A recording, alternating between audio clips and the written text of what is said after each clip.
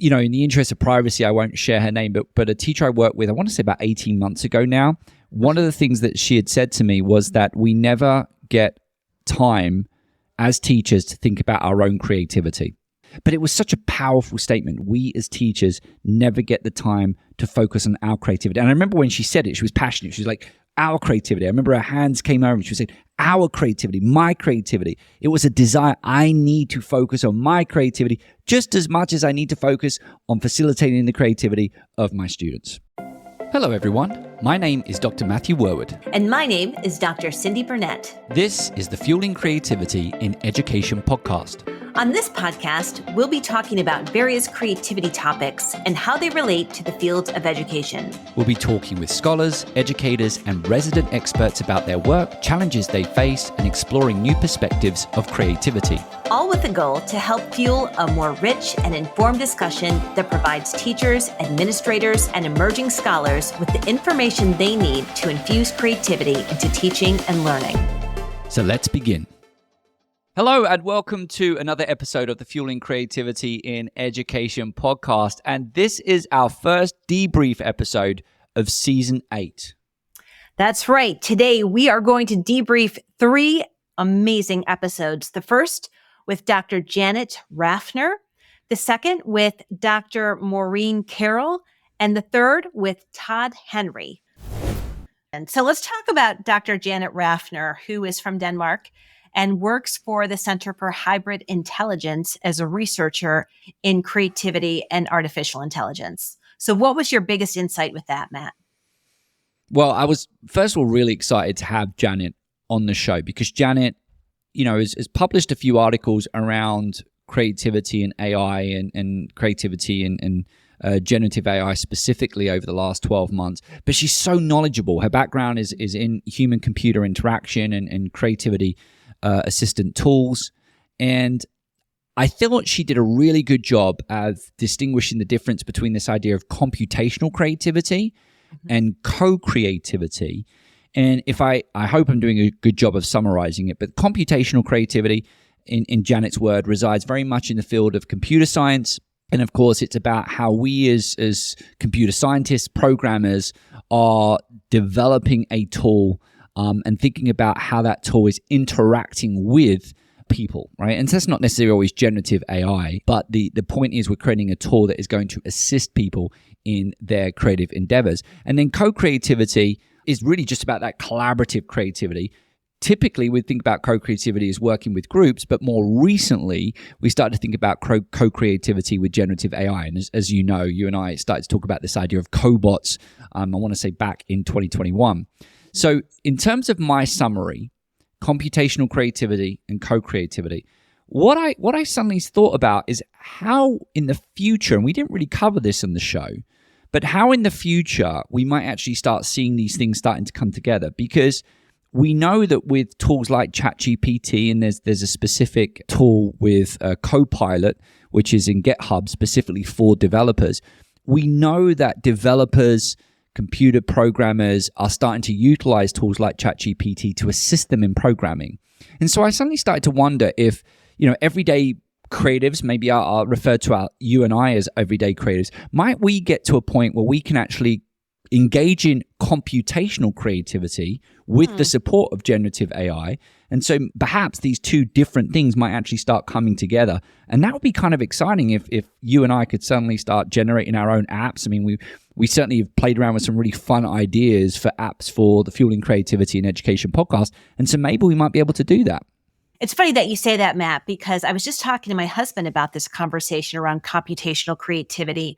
And he also does programming on the computer. And he said, I feel like it's like an apprentice. And I said, you feel like you have an apprentice with generative AI helping you through things? And he's like, no, I feel like I'm the apprentice learning things from generative AI, because he's asking it how to do certain things and it's churning back exactly what he needs to do. So I just thought that was an interesting twist, that he might actually be an apprentice to learning something new around computers and how computers work. So I think that's a really interesting insight around the computational creativity. And I want to also talk about my insight, which was co-creativity and using generative AI to actually generate new ideas, to generate new books, articles, all sorts of thinking, because it's just helped me so much. The other day, I was trying to design a lesson plan for fifth and sixth graders, and I asked ChatGPT if it could give me 10 different idea generators for fifth and sixth graders that would be appropriate. And they came out with things that I had never even considered before, being in the field for 25 years. And it just made me, I just got this big smile on my face, because all I could think was, wow, that was so easy. Instead of spending days trying to think through what are some things I could do with students, it gave me some really good examples. All right. So I've got a follow-up question for you. And Sure. I want to put it out there because I'm very sensitive to our audience. Mm-hmm. We value divergent thinking. We value opportunities to engage in divergent thinking. Do you think that creativity practitioners that spend so much of their time trying to teach creativity by helping people think more divergently, do you think that's going to become less important with generative AI, and maybe we might have to start focusing on other aspects of creativity, given the fact that maybe we might potentially offload aspects of divergent thinking? I'm not talking about convergent, I'm not talking about judgment, but aspects of just generating ideas to generative AI. I thought about that the last couple of weeks.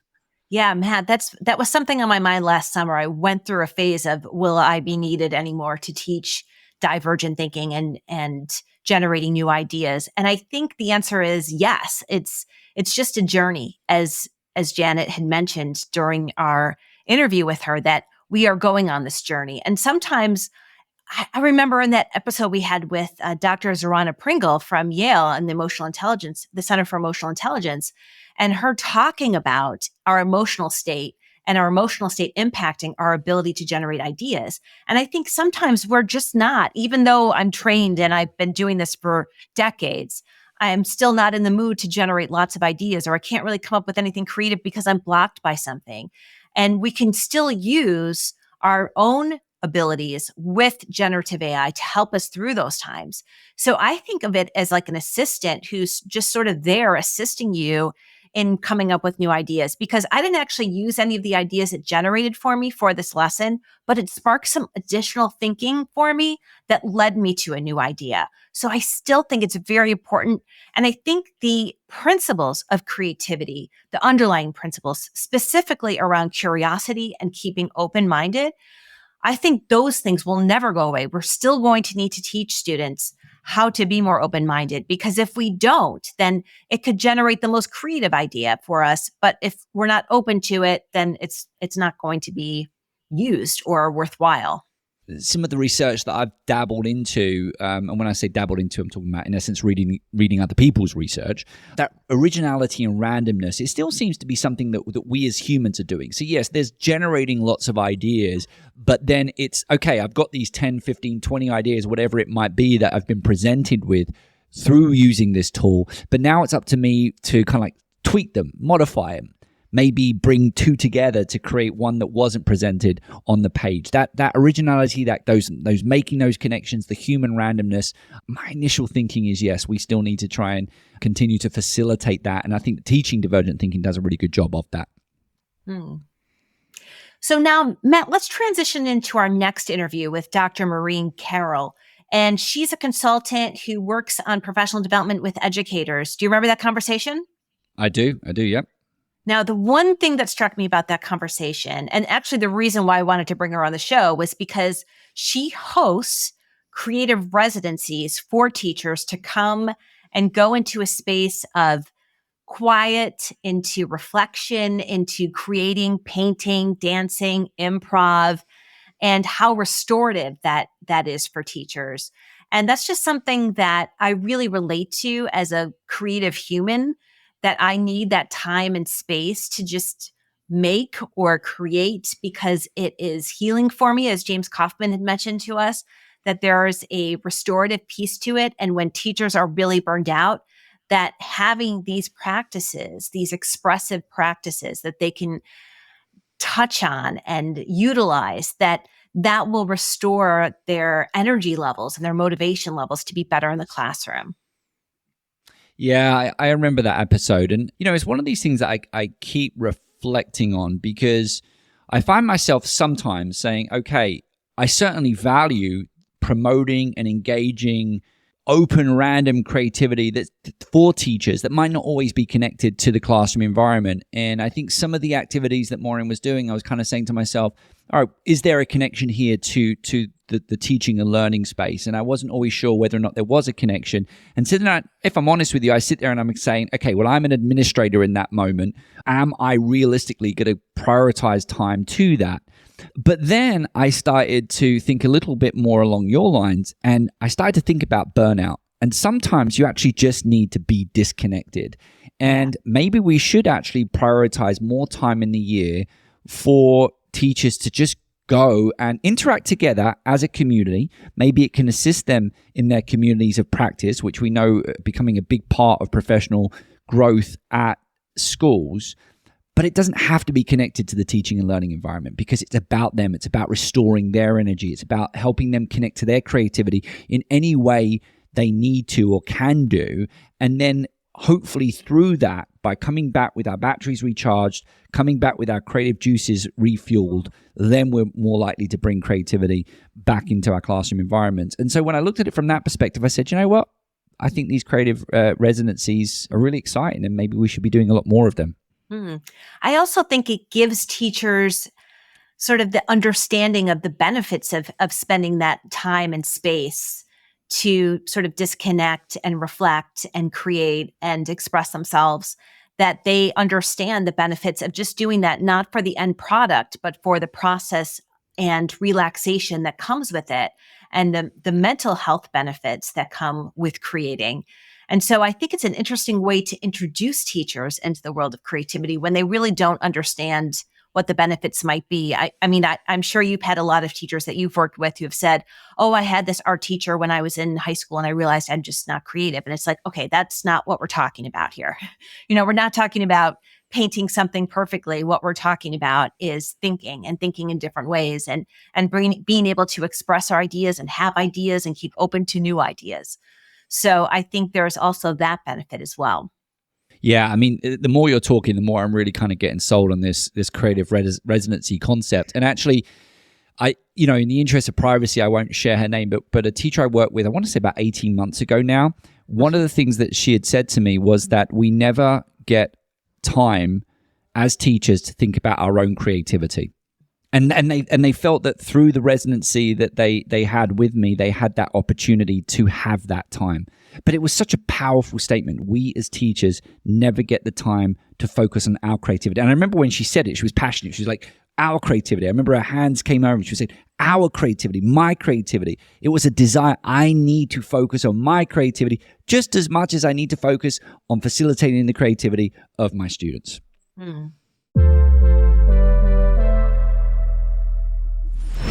Do you want to bring more creative and critical thinking into your school?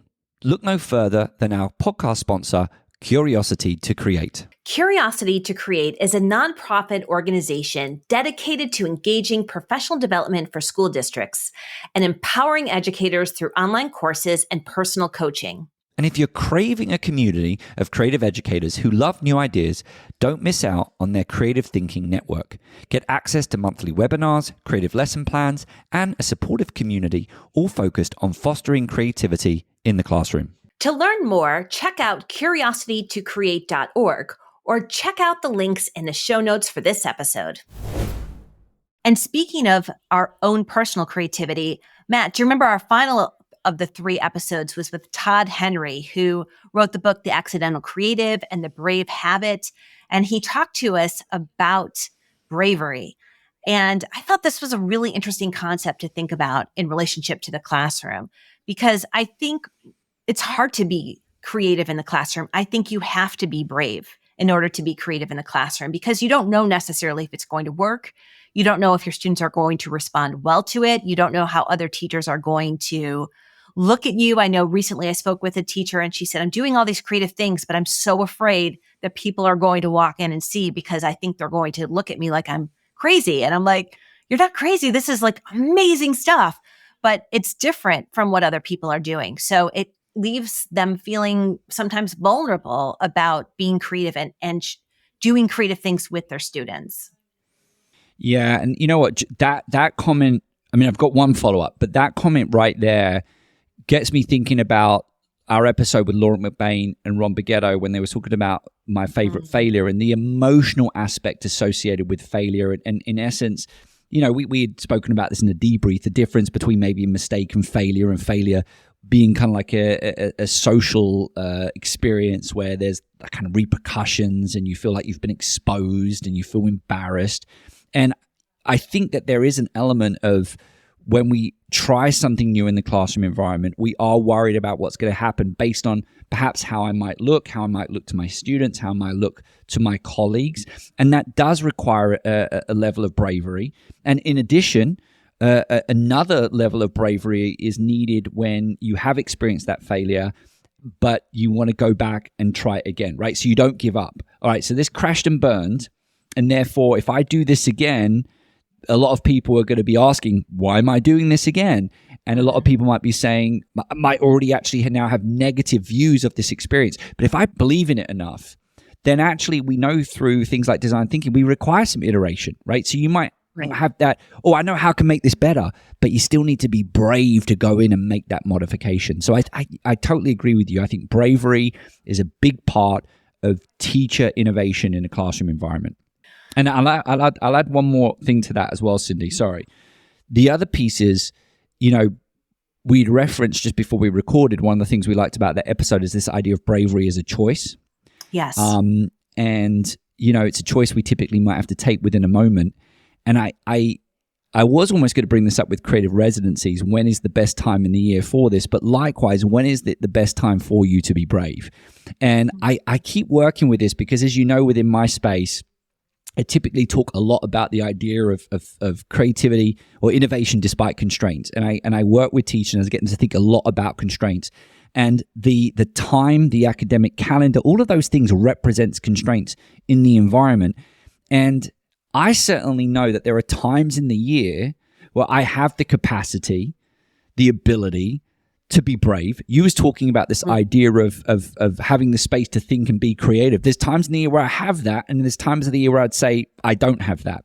So just to throw this concept back at you, what do you think? Are there times of the year? Are there certain moments where it's better for us to make the choice to be brave, and then maybe other times where we're like, hey, you know what? This isn't the moment to be brave.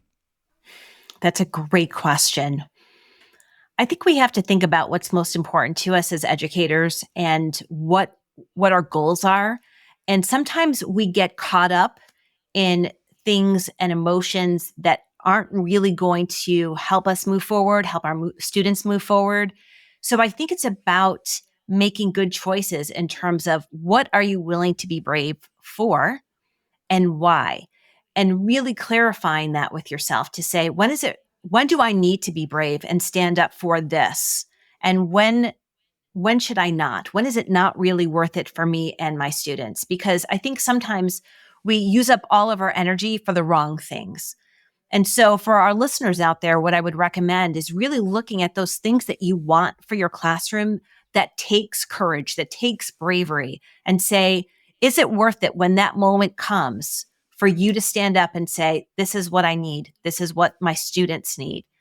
Or is it not really worth it because of something else happening in the system, that it's going to cause too much turmoil? So I think it's sort of a polarity that you have to manage, right? So you want to make sure that you're using your energy for the right thing.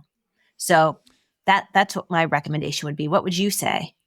Well, I would say, and I could be wrong, but I know you've been reading Arnold Schwarzenegger's book, Be Useful, and I actually just finished that book this week. And so that sounded very similar to some of the things that he had referenced, right? Yes. Right. But it's true, right? Like we what's our goal, right? Mm-hmm. What's our mission? And does this align with our mission? And I think that the moments when we've got a choice to be brave, you know, I think maybe you're right. I think the big piece is energy. You're right. You're exerting energy, right? And so make sure that where you're exerting that energy is going in the place that you care about, that's kind of meets your goals, and it thinks it's ultimately kind of moving the needle forward in terms of the teaching and learning that's happening in your classroom. And Matt, since you brought it up, so Be Useful, the 7 7 tools that Arnold Schwarzenegger wrote about. By the way, we can talk about this now because I doubt we'll be able to get Arnold Schwarzenegger on our podcast. But if you know him and you think he might be interested, please let us know. We'd love to make that connection because I did finish that book based on a recommendation from a friend, and I absolutely loved it because one of the things he talks about and has really shifted my thinking much bigger. And I think I'm a pretty big thinker, but what he said is when you have a vision, crumble it up and think bigger. And I think that takes a lot of bravery to do, to say, you know what, it's not good what's happening right now. I'm going to crumble this up and I'm going to make it bigger. I'm going to make not the mess bigger, but the vision bigger. And just thinking in that way about your students to say, like, what do I want for my students? Now I'm going to think even bigger for my students. How exciting that feels and how much it motivates people. So yes, I also recommend that book.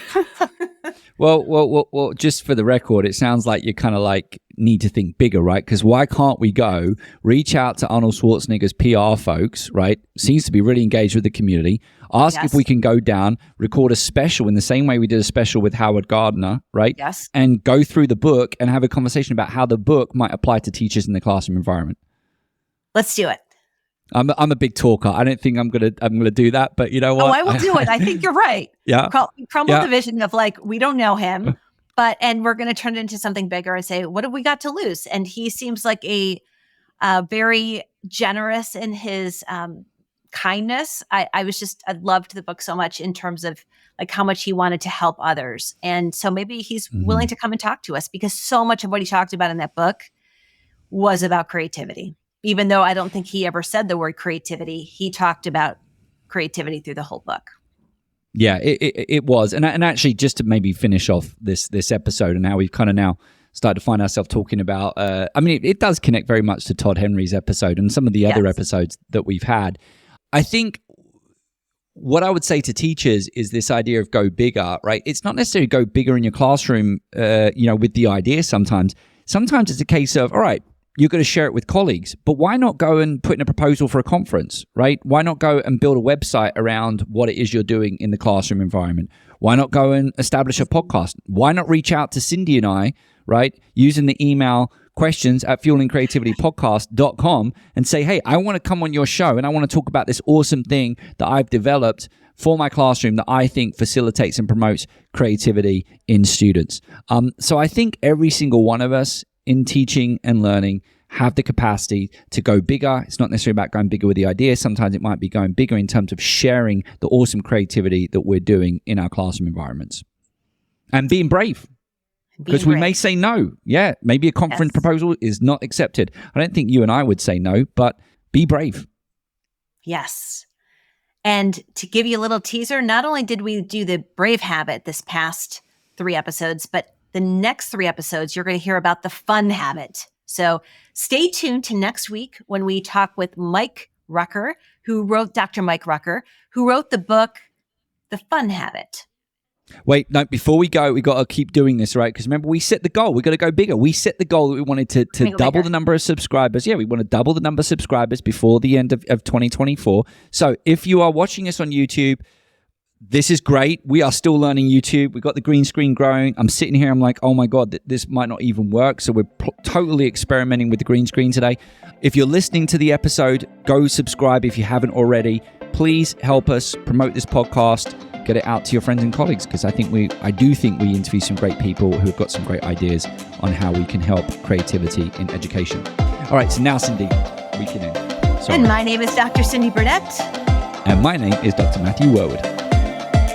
This episode was produced by Matthew Worwood and Cyndi Burnett. Our podcast sponsor is Curiosity to Create, and our editor is Sam Atkinson.